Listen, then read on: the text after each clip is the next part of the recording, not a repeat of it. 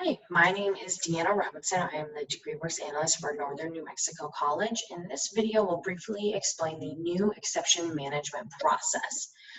Once you have a student selected that you would like to perform an exception on, what you will do is you will click on the Exceptions tab up here at the top of the DegreeWorks dashboard screen. This will show you their audit.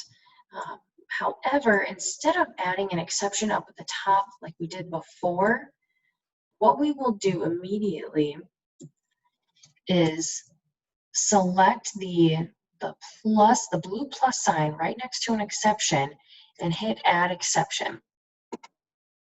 The selection type or the exception type that will display for advisors will be also allow and substitute. What we are going to use from here on out will mostly be also allow, because previously there was an issue where if you did a substitution for a course with a course that was a lesser amount of credits, you could not apply more courses to even out that credit balance.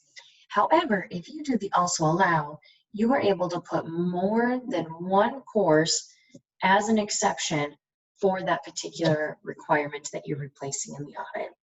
So we will do the also allow. Let's say the exception that we are doing right now is current topics in biology with lab. So the course that we would also allow, let's say it's a chem course. So we type in a chem course.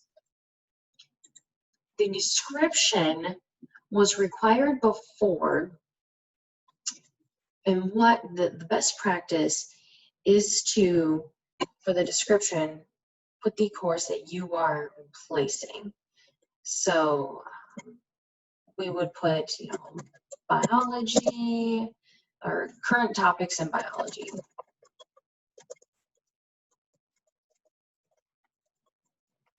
And this is so when it displays in the audit, we can see the course that was replaced previously along with the exception that we are going to be putting into the audit, which is the Chem 1120 course. In the details here below, you are more than welcome to provide some sort of explanation or justification behind it. That is up to you, and your dean or chair may provide more direction on what they see necessary. So we are going to also allow the Chem 1120 course. We're going to add the exception, and it automatically processes a new audit. Before we had to refresh on our own, but it does that for us, which is one less step, so that's great.